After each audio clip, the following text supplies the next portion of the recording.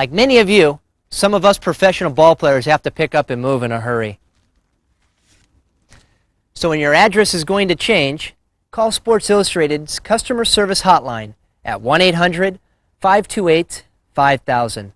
They'll make sure that when you move, your subscription will be sent to the right address each week.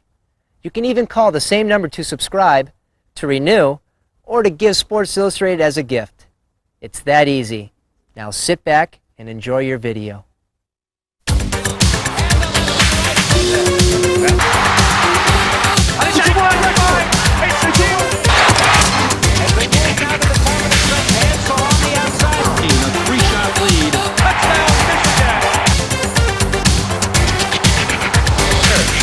If we make it, we go on to Super Bowl XXV. If we miss it, we go back to New Jersey, we go home, our season's over, and we're going to watch the Super Bowl at home on television. There's the snap, there's the kick, and it is good! And the Giants have gone. It was like a rolling ball. We became more confident within ourselves as a unit.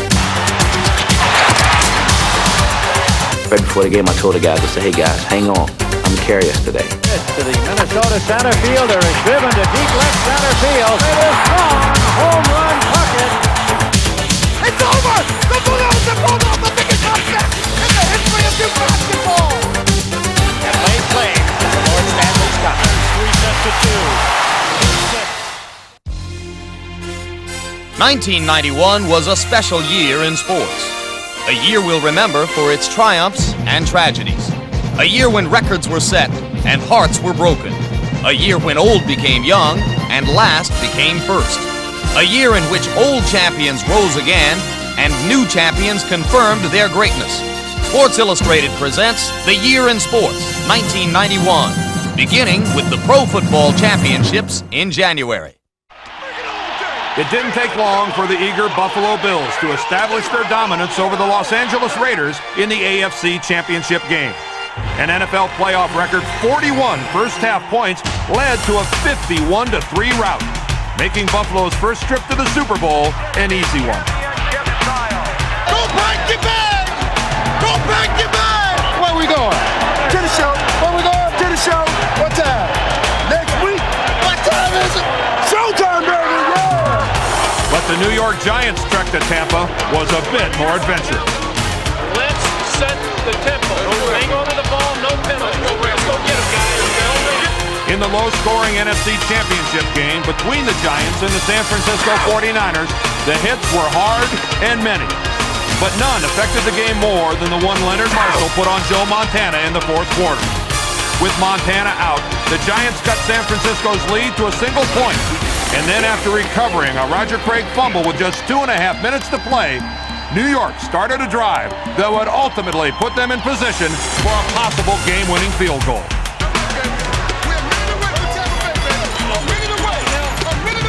All I can remember telling them, we got a minute to go. We're a minute away from Tampa Bay, baby. We got a minute to go.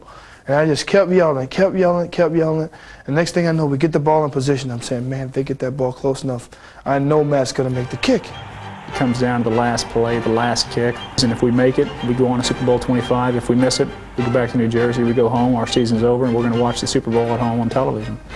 And there's guys holding hands, there's a lot of guys kneeling down, same little prayer. On the game's last play, Matt Barr tried to answer all those giant prayers. I think the joy of making a kick is nowhere near the anguish of missing a kick.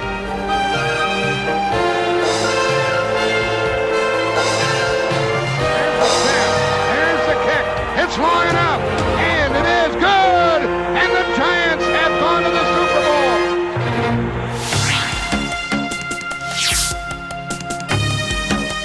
With the specter of the Persian Gulf conflict hanging heavy in the Tampa Bay air, the New York Giants and Buffalo Bills prepared for the NFL's ultimate battle.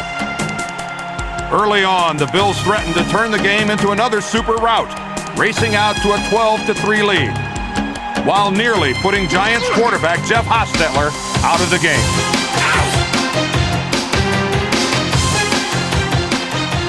I got my share of licks, the first half, but I'd come so far, and I wasn't about to let any of those hits knock me out of a game that meant so much to me and meant so much to our team. The blitz is on. Here's Hostetler throwing. End zone touchdown. Touchdown! They beat the blitz and scored the TD.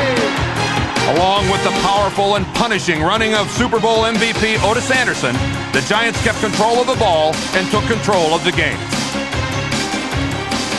If the team that I was playing with was there and I was the featured running back, I'll win MVP. That's something that I said in 1979. So now we're in Tampa, my last chance to fulfill my dream. And I just knew within my heart that the good Lord up above was going to finally give me my wish and my desire.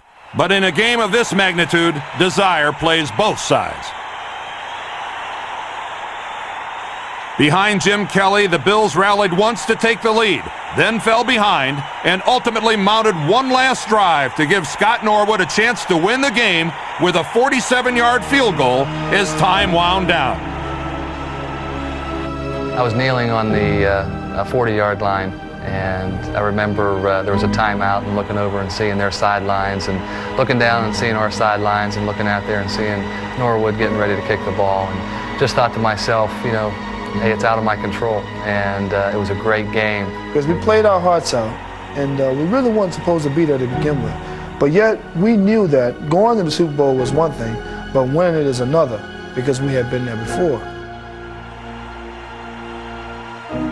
It is a 47-yard try by Scott Norwood to try to win the game for Buffalo. I can remember hearing the thud of the football when he hit it.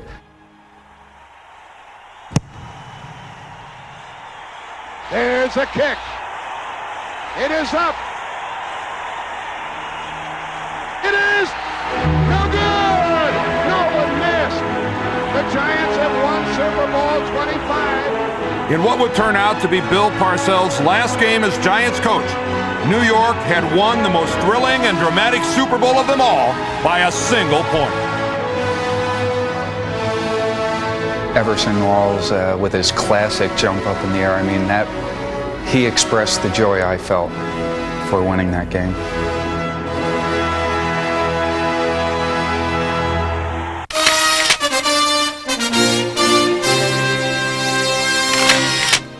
The 1991 NCAA basketball tournament was once again a mix of sweat and toil, of intensity and resolve.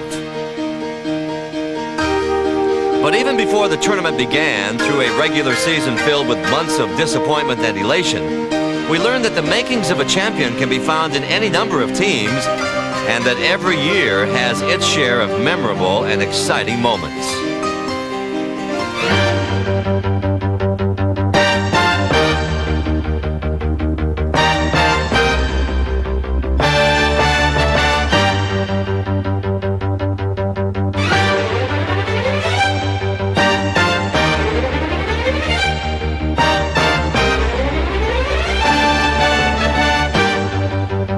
Individually, the star of all stars was LSU's 7'1" sophomore center Shaquille O'Neal, who so dominated his opponents, it was hardly a surprise that he was named the Associated Press's College Player of the Year. But even more dominant were the undefeated UNLV Runnin' Rebels. Coach Jerry Tarkanian's bunch sped through its season without so much as a close game, and went into the tournament overwhelming favorites to win a second consecutive national championship.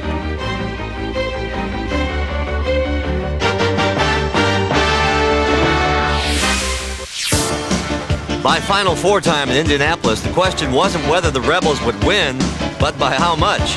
It was UNLV against the other three, two of which would meet in a semi-final round game that featured North Carolina's Dean Smith facing his former assistant, Kansas coach Roy Williams.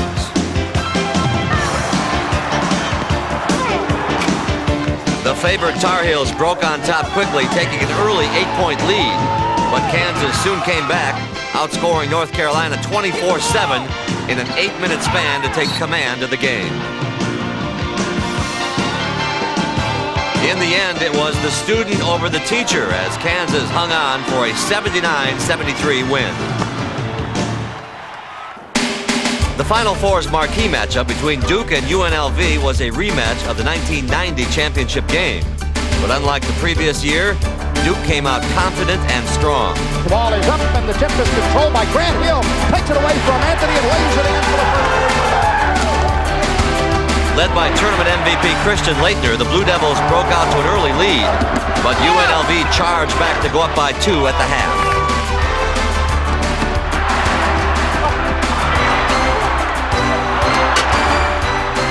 Duke, however, never let the Rebels run away, and with a little more than 2 minutes left and UNLV up by 5, Bobby Hurley hit his third three-pointer of the game.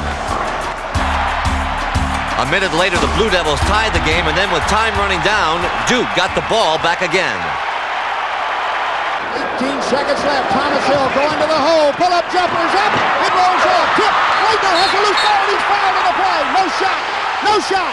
That means it's 2 free throws for Laettner with 12 seconds left.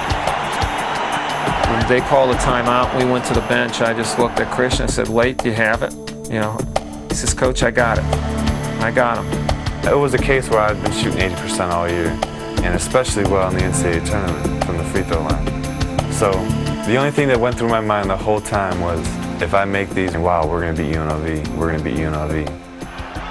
Maybe the 2 most important free throws of his career. First one's good. I knew he would hit him. I mean, I just knew that he would hit him. I don't know if I would hit him in that situation, but I knew Christian Laettner was going to do it. Shots up. Shots in. Duke by 2. 79-77.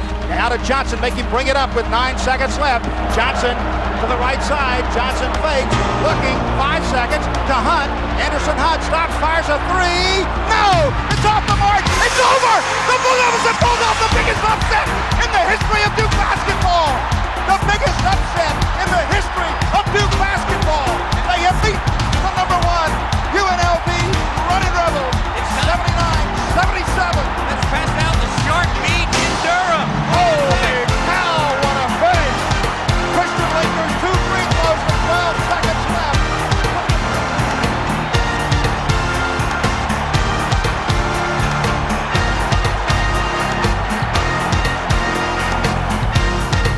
We had tried to prepare our team to win the national championship, not just to win the national semifinal game.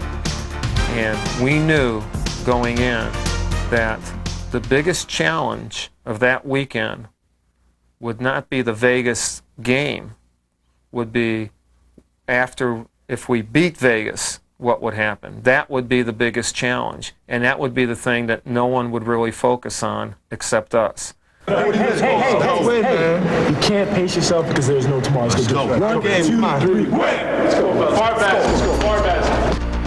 After Duke's monumental upset, the championship game turned out to be predictably anticlimactic. Kansas never wavered, but with the title in sight, Duke made certain its game remained on a level above the rest.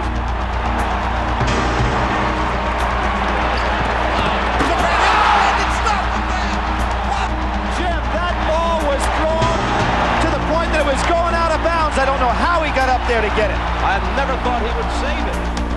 When it left my hands, I thought it was going to be a decent pass, but that thing just kept sailing up and up and up, and he just jumped, and he was kind of off balance, and he just stretched his arm as far as he could back, and he just took it and thrusted it in the basket. I don't know how he did it. There wasn't much to question about Bobby Hurley. The Duke guard played every minute of both Final Four games, controlling the tempo and taking the Blue Devils to the top of college basketball. 2, Jordan, let's fly.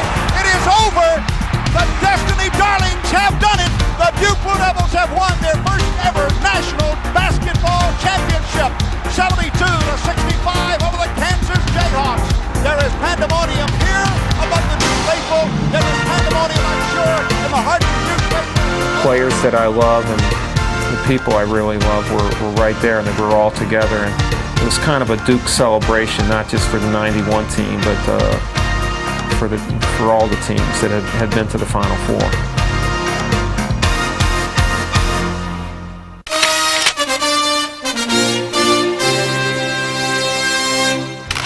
In a year when the 4 majors were won by 4 different golfers, the Masters went to Ian Woosnam of Wales, who captured the first major title of his career, winning on the tournament's final hole. Woosnam's win was the 4th consecutive by a European at Augusta, but thanks to Payne Stewart, who beat Scott Simpson in an 18-hole playoff, the U.S. Open title remained in American hands.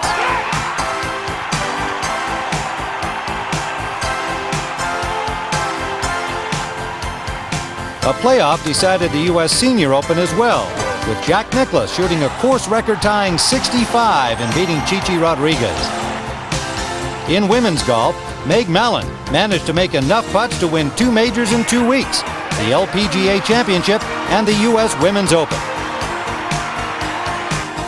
It was, however, a missed putt that decided one of the most thrilling matches in Ryder Cup history. The biannual competition between Europe's best golfers and those from America went down to the final hole, and when Germany's Bernhard Langer missed, the United States won the Ryder Cup for the first time since 1983.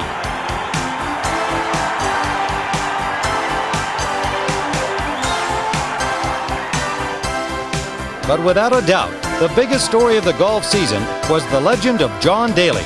Entering the PGA Championship as the last alternate, Daly continually unloaded from the tee, stunning his fellow golfers and winning over disbelieving fans on his way towards becoming the first rookie to win a major title since 1976.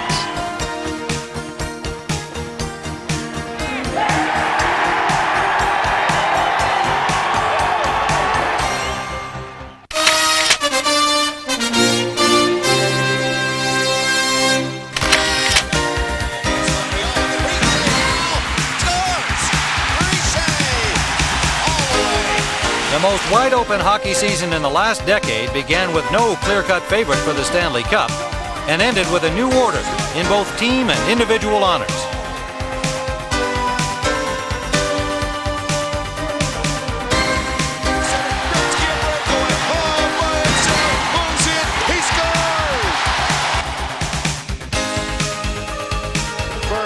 Fedorov holds it. Still got it. It out. Lead for Padre. He's in alone. Scores! Break for Lemieux. Coming in on Hayward.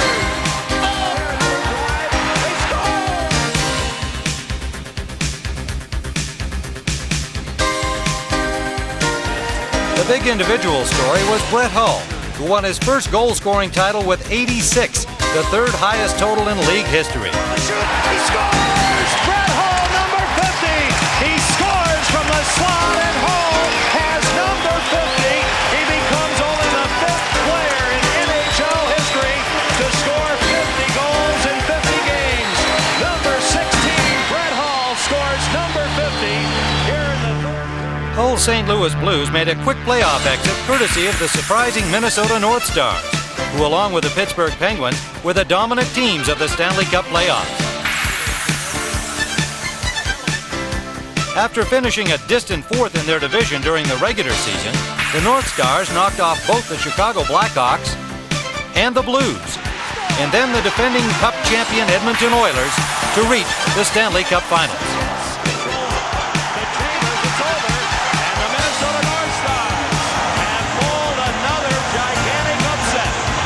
Pittsburgh's run to the finals included surviving a first-round 7-game series against the New Jersey Devils.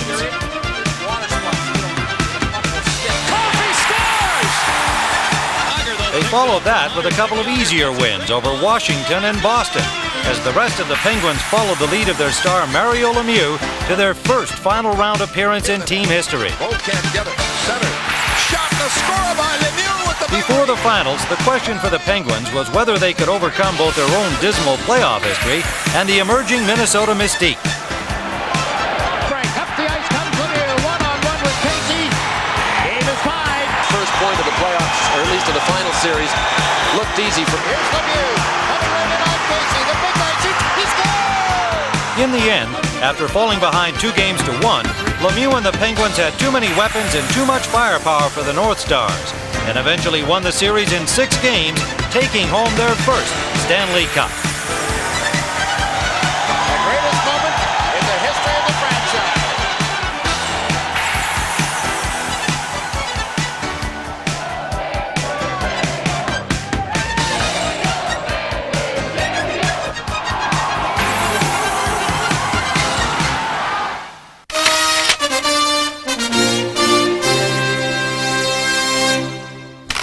In a league League of Stars, the star of stars, soared above the rest. But the NBA season was once again filled with all kinds of spectacular performances.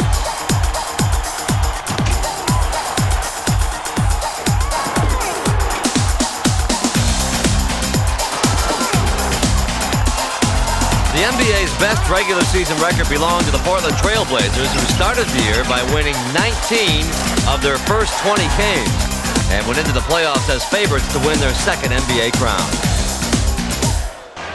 The Blazers, however, just couldn't find a way to contain the determined Lakers. Leave it to Magic Johnson to upset Portland. Although the Blazers were expected to take their second consecutive Western Conference title, Los Angeles held on to take favored Portland in 6.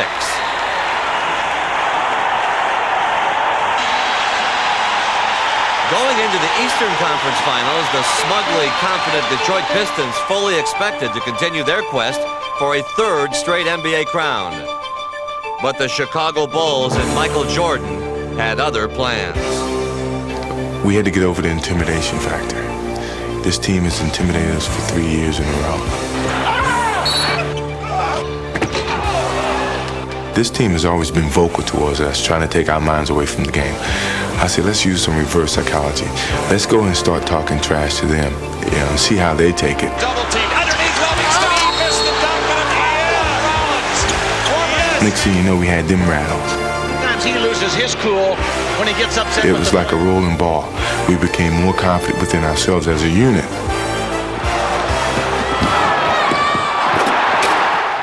So we used that reverse psychology to beat them. Beat them they did in 4 straight, humiliating the ex-champions along the way. If Michael Jordan was to win an NBA championship, his Bulls would have to overcome Magic Johnson, the league's consummate winner. Somehow we're going to have to outsmart these guys because they've been there. Magic's been there, 11 times, 12 times?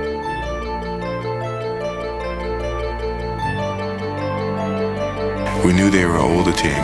We were hoping they were not as hungry as we were. Playing in their first NBA Finals, the Bulls confidently charged onto the Chicago Stadium court with a 15-game home playoff winning streak and the many talents of the best player in the game. Wide open. The cross-court pass stolen by BJ. To Michael, back to BJ. To Michael. BJ. Soon, however, it became apparent that Michael and the Bulls had underestimated the Lakers' appetite. Down 2 with 15 seconds left, Sam Perkins hit a three-point shot to give LA the lead. Now with a game on the line, it was obvious what Chicago would do. Everyone in the gymnasium, everybody that was watching television knew I was going to take the shot. I got the ball very easily and got an open shot and felt in rhythm. It rattled in and came out. And right then I just knew, I said, it was not meant to be. But it was a moral victory for us because, hey, we didn't play well, but yet we had a chance to win the ball game at the end. This is what we took from that first game. And from that point on, I knew we could win.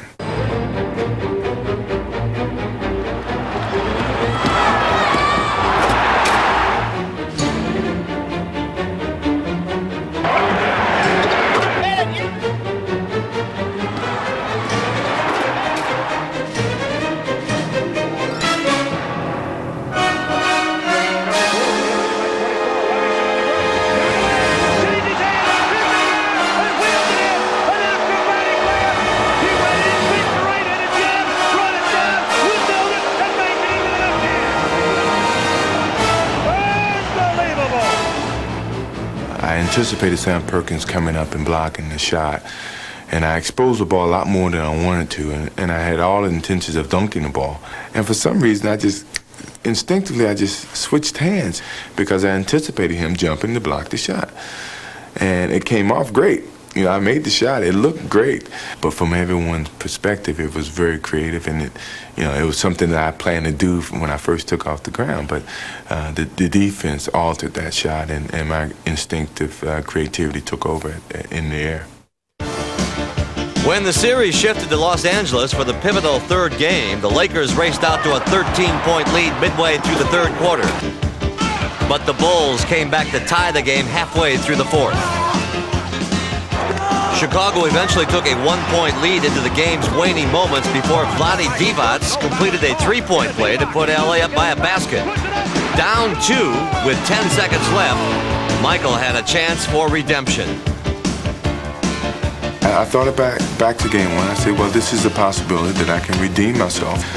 And I was very surprised that Phil chose to take the ball full court instead of moving up to half court. But I was able to beat Byron and able to get a shot off before they reacted. That was an inch from Vlade Divac's fingertips. He almost blocked that shot, but I was able to get it off, and that's a redemption. That was something that played in my mind, that it was going to happen at some point in time in that series. I was going to get a chance to redeem myself, and that was a good opportunity, and it happened. In overtime, Jordan scored half of the Bulls' 12 points as Chicago took a giant step towards the title by outlasting the Lakers 104-96. Michael's magic set the tone for the rest of the series. The Bulls were on the loose, and the rout was on. Perhaps most gratifying to Chicago was that their domination over the Lakers was far from a one-man show. John Paxson, for one, hit from all over the court, shooting 70% from the field over the final 2 games. The 91 finals also served as a coming-out party for Scottie Pippen, who showed the rest of the country what Chicago had known all along, that he is one of the league's premier players. Michael Jordan's teammates had finally flown as high as the NBA's most celebrated player. I think it was just their self-determination to say, hey, we're a part of this team as well as Michael is a part of this team. And we feel we make contributions to this team as much as he does. And they did it. In the end, though, it was Jordan who gained the most, answering his critics by demonstrating that he, too, was a winner like Magic, leading the Bulls to their first ever title in becoming only the second player in NBA history to win in the same year the regular season scoring title and the NBA championship. The Bulls are the world champions. We get into the locker room. I get on my knees, and I say thank you. I say a prayer real quickly, and then we all said the prayer. And then once I got the trophy, it was all an emotional situation. This is what for 7 years, I've been struggling trying to get to this point. People said that I may not ever get to it, and that's the most emotional that I've ever been publicly. And it was one of those situations where I just couldn't control myself. I was overwhelmed by the whole situation, and it was a very thrilling situation for me.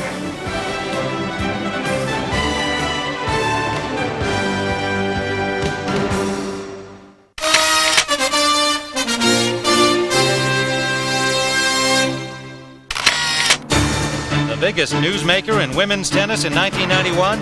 Who else but 17-year-old Monica Seles? Not only did she cause an uproar with her mysterious withdrawal at Wimbledon, Seles earned the most money, became the world's #1 ranked player, and won all 3 of the Grand Slam tournaments she entered.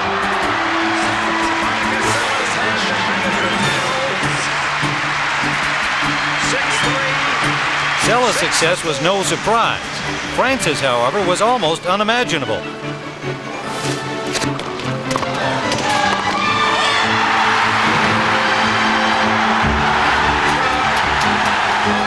Led by Guy Forget and Henri Lecomte, the French upset a U.S. team which included Andre Agassi and Pete Sampras.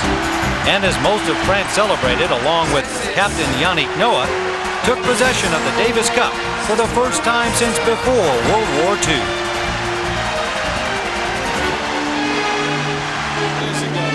Jimmy Connors didn't win a single tournament in 1991, but the 39-year-old won over fans at the U.S. Open with a study in ability and willpower that left nearly everyone in an emotional frenzy.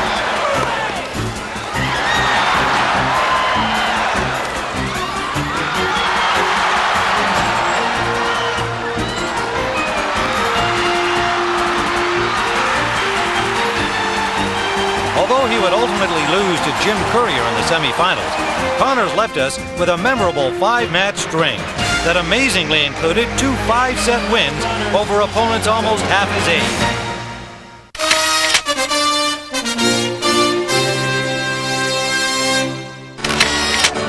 Nearly everywhere you looked in 1991, a ghost from our sporting past was attempting to recapture former glory.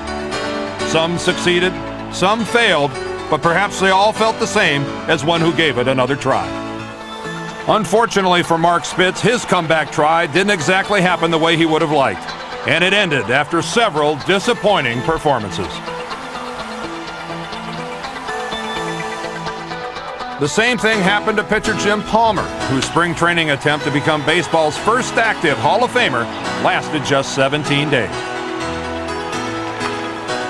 Bjorn Borg and his antiquated wood racket produced another failed comeback in 1991, apparently losing in the first round of the Monte Carlo Open to a player he would have hammered in his heyday was too much for the former champion to take. I didn't play in any matches for many years, and to play against all the guys today, you really need to be match tough. Some who came back were match tough, like Jimmy Connors on the court and a fellow fighter in the ring. I want to fight again so bad I can taste it. George Foreman's comeback was little more than a curiosity before his title bout against Evander Holyfield, but afterwards, George had people believing. George Foreman came, he saw, he conquered.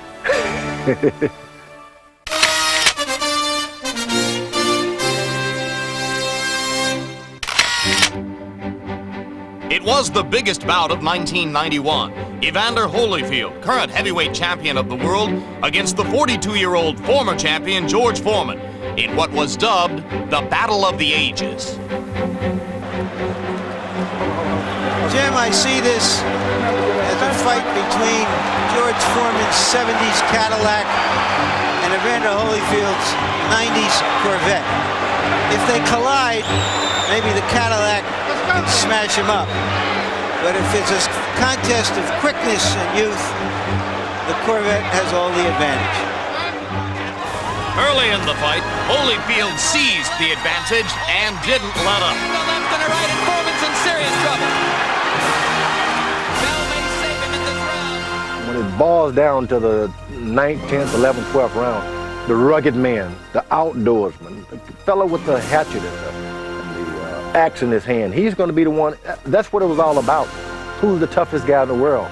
It was in the 7th round that both fighters staked their claims to the title of toughest guy in the world. First it was Foreman, who punished Holyfield with several blows to the head, but Evander stood tall. I said, here's this man think he can beat me. Come on, I'll fight him. And fight him he did. It's left to the ribs and a left to the jaw, and turns things around again. Another left hook and a right. Will George go down? At least as far as this fight goes. A solid right hand stunned George Foreman. He can't be saved by the bell. He can't be saved by the bell, but he isn't going to go down on. Having taken Foreman's best shots and fighting with authority all the way, Evander Holyfield retained his title. But in losing a decision, George Foreman became a folk hero. Great fight, George. Great fight. Great fight. Great opportunity. He won. Absolutely. Great fight, baby. Great fight. While Foreman went back to Texas to ponder his fighting future, all eyes turned to Mike Tyson, who was finally given a contractual chance to fight Holyfield and regain his title.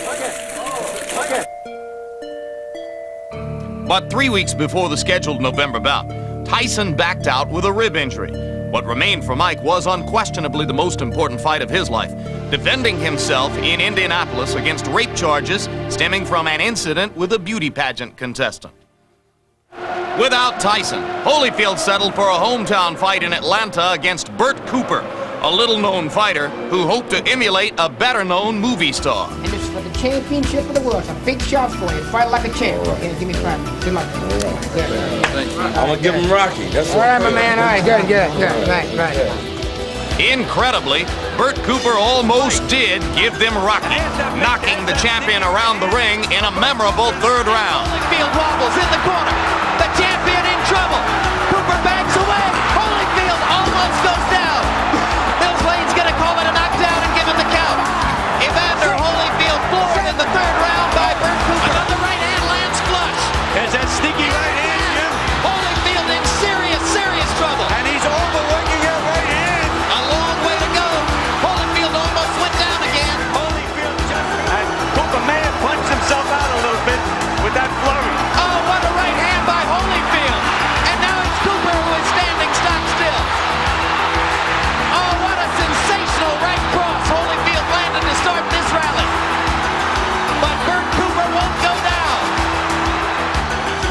Finally, in the 7th round, Holyfield showed the true mark of a champion.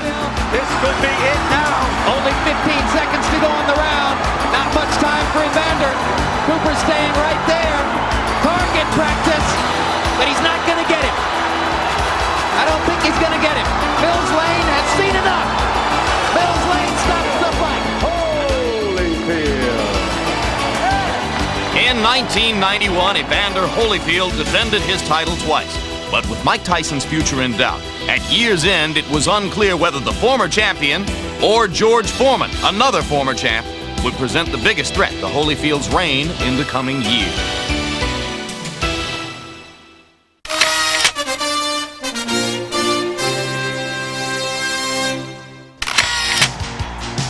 What can you say about the 1991 baseball season? A year not one but two teams went from last to first in a single season, and half the managers lost their jobs. A year when Rickey Henderson became baseball's all-time stolen base leader, the same day Nolan Ryan threw an unprecedented 7th no-hitter. A year that saw the Expos' Dennis Martinez topping even Nolan the day he achieved perfection. A year when congratulations also went to Detroit's Cecil Fielder, who led the majors in RBIs and tied Oakland's Jose Canseco with 44 homers. But it was Cal Ripken Jr. of the Orioles who was named the American League's MVP in a year when none of those players were around when the playoffs began. While the Minnesota Twins thrived in the first championship series played entirely indoors, the Toronto Blue Jays stumbled badly at home. The series' key moment came in the 10th inning of Game 3 when Minnesota's Mike Pagliarulo won the game with a homer. From there, the Twins went on to sweep the Jays in Skydome as Minnesota won in 5. In the National League Championship Series, the Pittsburgh Pirates and Atlanta Braves played a memorable 7 games with momentum swinging back and forth several times. Atlanta went up 2 games to 1, but Pittsburgh was able to take the next 2 in Atlanta and headed home needing just 1 win to wrap up the series. It was a win that never came. On his way towards being named the series MVP, 21-year-old Steve Avery matched his Game 2 performance by shutting out the Pirates for 8 innings of Game 6, enabling Atlanta to come away with a harrowing 1-0 win.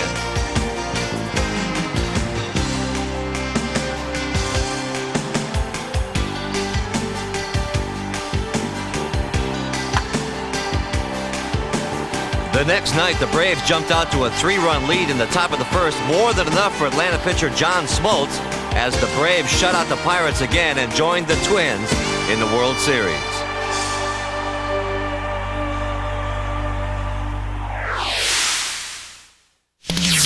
In what turned out to be a gripping week of baseball between two teams that had been less than gripping in the recent past, the worst of first World Series began innocently enough with the Twins winning both games in front of their Homer Hanky waving fans in the Metrodome. Minnesota took the opener 5-2 thanks to a Greg Gagne homer, but it was a defensive play at the plate by one of the Braves that stood head and shoulders above the rest.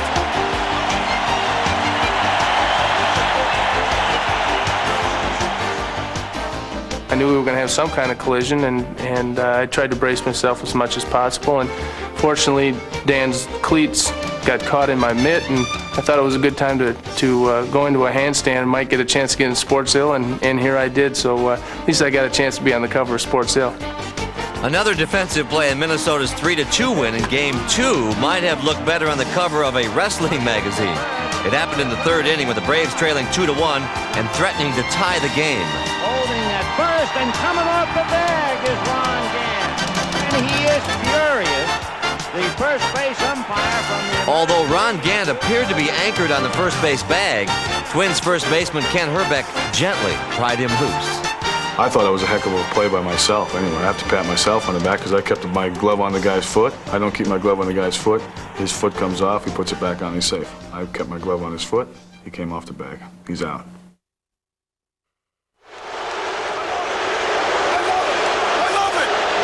The feeling wasn't mutual, but in front of their tomahawking hometown crowd in Game 3, the Braves came charging back. beginning with a stirring 12-inning marathon that ended with an unlikely hero, second baseman Mark Lemke. Base hit. Here comes Gladden's throw. Here comes Justice. He scores. And the Braves win it. Their first victory of the World Series. The next night, the action around home plate was even more stimulating. Going into the ninth inning of a 2-2 tie, the Braves had Lemke on third with only one out. Right field. Here's the catch by Mack. Here's the throw by Mack. Here's Lemke. He is safe. And the Braves have scored to tie it up. 2 games apiece. Game 5 saw the series only romp. The Braves pounded the Twins 14-5, giving Atlanta a 3-2 lead and setting the stage for the first of 2 memorable games at the Metrodome. Right before the game, I told the guys, I said, hey guys, hang on. I'm going to carry us today. I'm going to lead us in Game 6 to make sure we get to Game 7. If somebody's got to step up, I'm going to be the one that steps up today and carries us. On this night, at least, Kirby Puckett proved to be a prophet, not only figuring in all 4 of the Twins' runs, but taking some away from the Braves as well. At the wall, leaps in the air and makes the catch. They're trying to double. When he hit it, I knew it wasn't out. I mean, believe me, I've seen a lot of them go out of this ballpark. But I just knew that somehow. I said, that ball's not getting out of here. I said, if it's not getting out of here, I'm going to catch it. Puckett saved his biggest moment for the bottom of the 11th. With the game tied, the Braves sent Charlie Liebrand to the mound, but Kirby was more than ready for what came his way. He threw a changeup, and it didn't go down the way. It just stayed high and over the plate, and I hit it. 2-1 Minnesota center fielder is driven to deep left center field. It is gone.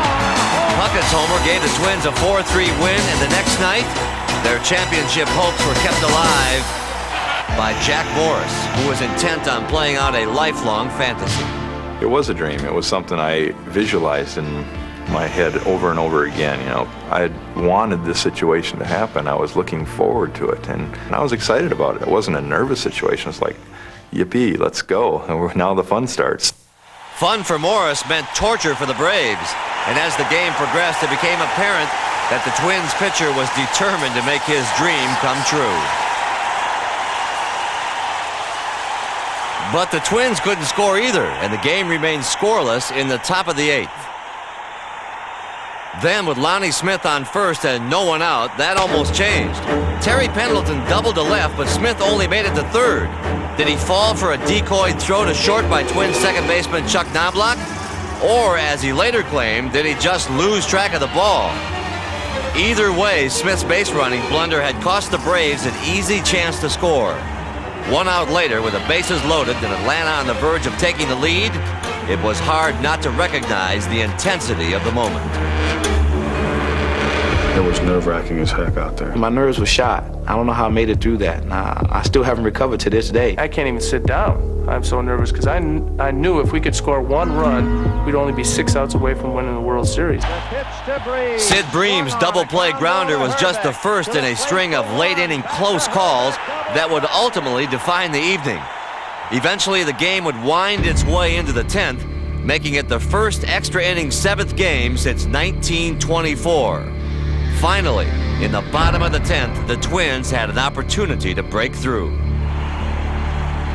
Alejandro deals a broken bat fly ball. That's going to be trouble. It lands for a hit. Gets by Hunter. Backed up by Gant. Gladden into second with a double. 1 out later, Dan Gladden would wind up on third, setting the stage for the potential series winner. I knew it was going to be my turn to shine or to be the GOAT. The first pitch was a fastball away, and I just took a good swing, and it went over Hunter's head. It was the greatest feeling in the world. And the pitch to Larkin. Swung on a high fly ball into left center. The run will score. The ball will bounce for a single. And the Minnesota Twins are the champions of the world.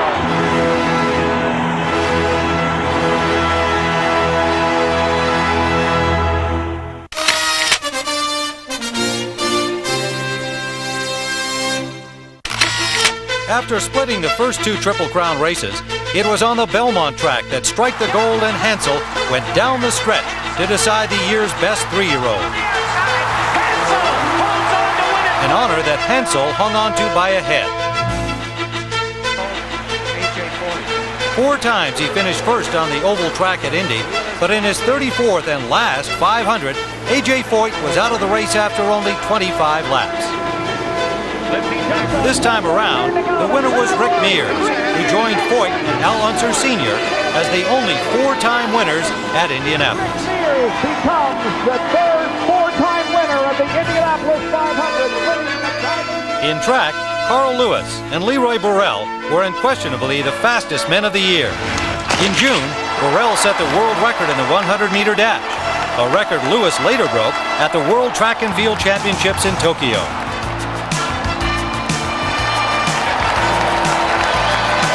Together, the two were also part of the United States 4x100-meter relay team, which also went to Tokyo and set a world record.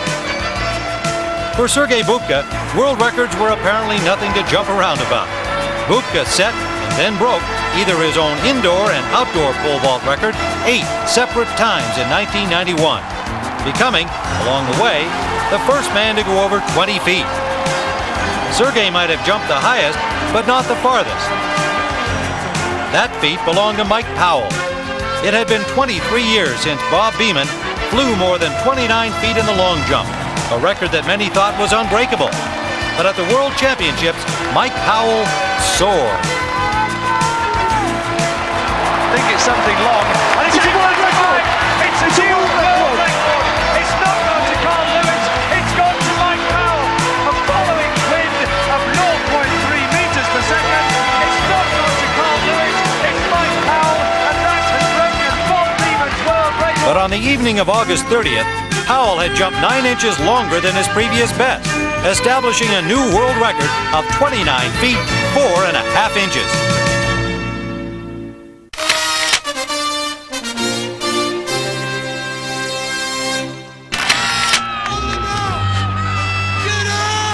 In a year of change for the NFL, the Buffalo Bills and Thurman Thomas kept moving right along. But even the AFC's leading rusher didn't gain enough yards in 1991 to keep Emmitt Smith of the Dallas Cowboys from winning the league's rushing title.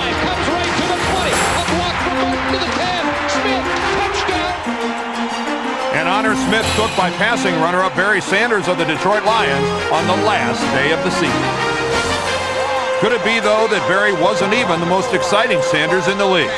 Even Bo knows that in 1991, Deion Sanders was the only two-sport man around, having played baseball for the Braves and football for the Falcons. Of course, primetime wasn't alone in showcasing his talent. Morton Anderson of the Saints became only the third man in league history to kick a field goal of more than 60 yards, while the Dolphins' Don Shula won his 300th NFL game. There was, however, little reason for some quarterbacks to celebrate. People call me and they always say, "Why do you think you can fly?" I said, "I'm an eagle." But in the first half of Philadelphia's first game, the Eagle was grounded, and one of the game's premier quarterbacks was lost for the year with an injured knee. His replacements, including a remarkably resilient Jim McMahon and a game but overwhelmed Jeff Kemp, didn't fare much better physically. Although the Eagles still almost made the playoffs in a year in which playing quarterback in the NFL didn't seem like much fun at all.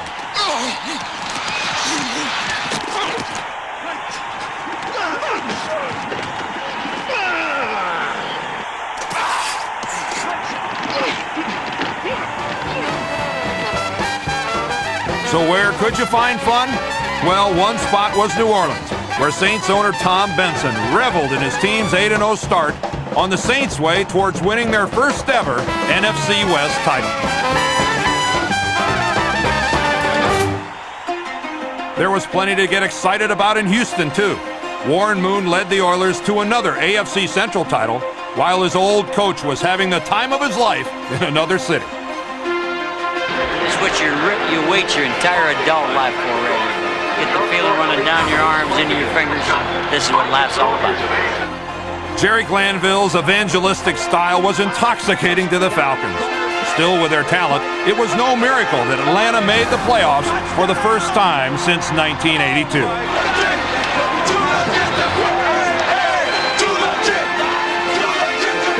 Dallas as well returned to postseason play. Just 2 seasons after losing 15 games, the Cowboys won 11 to earn their place in the playoffs, along with another turnaround team, the Detroit Lions, who won the NFC Central. The Los Angeles Raiders were one of 3 AFC West teams that made it into the postseason, although both they and the favored Kansas City Chiefs surprisingly finished behind the division's ultimate winner, the resurgent Denver Broncos. But by season's end, all signs pointed to Buffalo's return to the Super Bowl. Led by their quick strike offense, the Bills won the East for the 4th consecutive year and had the best record in the AFC. The best record in football, however, belonged to the Washington Redskins, who won their first 11 games and finished the season at 14-2. Clear-cut favorites for the Super Bowl.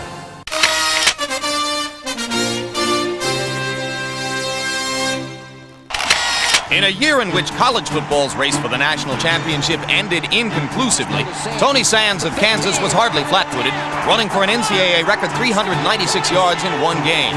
Sands broke the mark Marshall Faulk of San Diego State had set earlier in the year, on his way toward becoming the first freshman ever to lead an NCAA season in both rushing and scoring.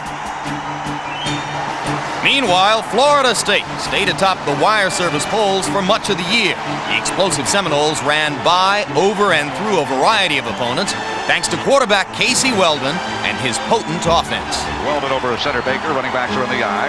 Weldon sprints to his left, may throw. Looks toward the end zone, Coxion fires, it is caught, touchdown FSU! Clint Pryor! To be number 1 at the start of the year, we loved it. You know, we had our destiny in our own hands. All we had to do was win. Sorts of time, puts it in the air toward Baker. Baker's got the defender bait. Baker makes the catch at the 1-yard line. Over the shoulder catch by Shannon Baker. Near the end of September, Weldon and Florida State took an impressive step toward claiming the title with a 51-31 decimation of Michigan, at the time the nation's number 3 ranked team. Still, if the Seminoles were to win the national championship, they would have to overcome their ballyhooed intrastate rival. Just as in other recent years of glory, the message at the University of Miami was simple and direct. There was no mystery about the Hurricane attack. The offense, we're just going to throw it and make you stop us, was as explosive as ever.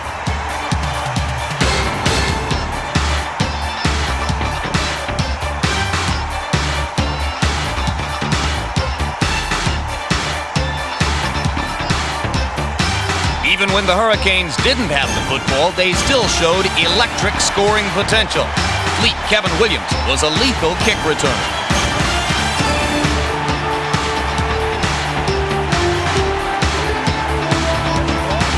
And there was plenty to cheer about on the other side of the ball as well. As the Hurricane defense showed against Penn State, it was more than ready for the showdown with Florida State. So on November 16, in the biggest college game in the history of the state of Florida, number 2 Miami faced number 1 Florida State in Tallahassee. The anticipation before the Miami game was billed in Tallahassee and in Florida, you know, the game of the century, 1 versus 2 for all the marbles, and we were ready. Miami, of course, was ready also, scoring on the game's first drive to take an early 7-0 lead. Florida State, however, came charging back, and for much of the rest of the game, the Seminoles dominated on both sides of the ball, taking a seemingly safe 16-7 lead into the 4th quarter. And the spot, here's the kick by Jerry Thomas. It is good, and Florida State gets a 20-yard field goal from Jerry Thomas. But then Miami scored 10 straight points to take a 17-16 lead. Now Florida State would have to rally, and with less than a minute to play, the Seminoles did, driving inside the Hurricane 20 and into position for Jerry Thomas to kick a game-winning field goal. Here's the snap. The kick is airborne. It is good! Wide to the right. Miami is going to win 17-16 with 25 seconds left. The kick went up, and on our sidelines, it looked good. But about a split second later, the Miami fans went crazy, and we realized that we had, missed it. By the slimmest of margins, Florida State's dream season was washed out by a hurricane, while Miami now had clear sailing ahead on its road to the national championship. Meanwhile, out west, the University of Washington and their coach Don James staked a claim to college football's #1 ranking by also going through the regular season with a perfect record. Led by running back Bean O'Brien, who averaged 6 yards per carry and gaining nearly 1,000 yards, Washington's offense was nearly unstoppable, especially wide receiver Mario Bailey, who set a Pac-10 record with 17 touchdown catches.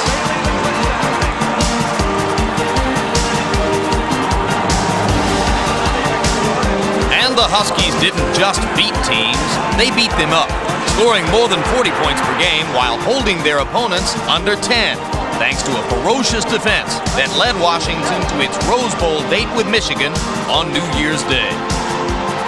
The Wolverines could have fallen on hard times after their early season loss to Florida State, but Michigan managed to remain in the national championship picture by winning the rest of its games. The primary reason Coach Gary Moeller could still hold on to his dream was Desmond Howard, who as far back as the Wolverines' second game had begun staking his claim for the Heisman Trophy. Back at Elvis and seeing the ball in the air and saying to myself, it wasn't like I can get to this one, but I happened to throw it in 5th gear and I stretched out, and next thing I knew I came up with the ball, but it happened so quick, you know, it was just instinct. Once I came home later on that evening and watched it on the news and stuff, I really realized the significance and magnitude of the play, and it surprised me. After that catch, nothing Howard would do was a surprise, and in December, he easily won his Heisman Award. Winning the Heisman Trophy means a lot to me. I really couldn't sum it up in words. It's a feeling of a great self-satisfaction and self-fulfillment. But when I get home, I'm going to have to buy a new trophy mantle because this thing is too big and too heavy for the one I already have. And plus it's special. It needs somewhere where it can sit on top. So it was on to Pasadena on New Year's Day, where Michigan's hopes for a national title were buried under the Washington Huskies' dominant defense. Michigan 7. Gerbach to Powers. He's belted in the backfield, doesn't make it back to the line. None of the Wolverines could escape Washington's wrath, most especially Desmond Howard, who managed only to catch a single pass all day long. Offensively, the Huskies expanded on a 13-7 halftime lead with 3 second-half touchdowns. The last touchdown came on a 38-yard pass from Mark Brunell to Mario Bailey, giving Washington a 34-7 lead and Desmond Howard a taste of his own symbolic medicine.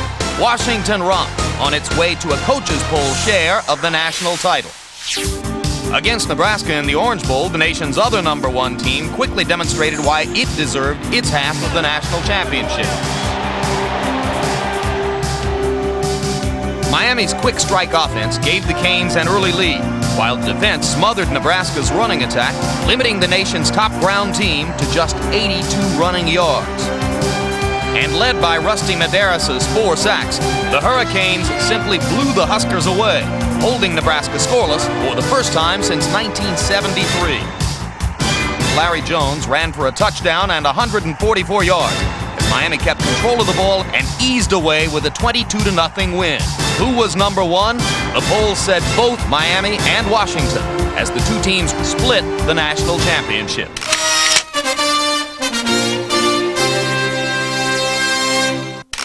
Because of the HIV virus that I have attained, I will have to retire from the Lakers.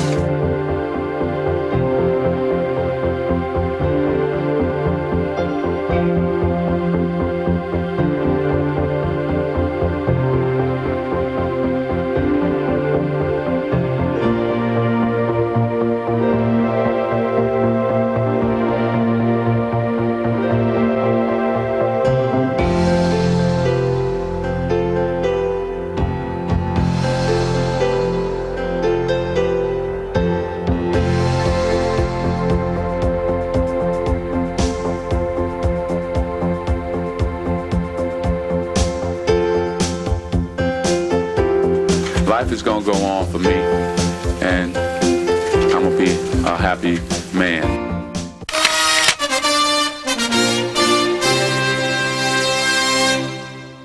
He thrilled tens of millions to become the single most popular athlete alive on the planet Earth today. For those accomplishments and for a humility and a quality of character demonstrated by countless gestures of kindness and charity, and for a quality of leadership so especially important in these times, Sports Illustrated is very proud to recognize Michael Jordan as its 1991 Sportsman of the Year. Everything's been going great for me this year, and this is like another piece of this puzzle. I think it's going to stand a lot higher than any other athletic award that I've taken or won, because when you get that type of acknowledgement and accomplishment from your fans and from the public, it goes a lot deeper than just an award for your athletic ability. It goes for your personality and your whole well-being as a person. And I think this is going to be something that I cherish for a long time.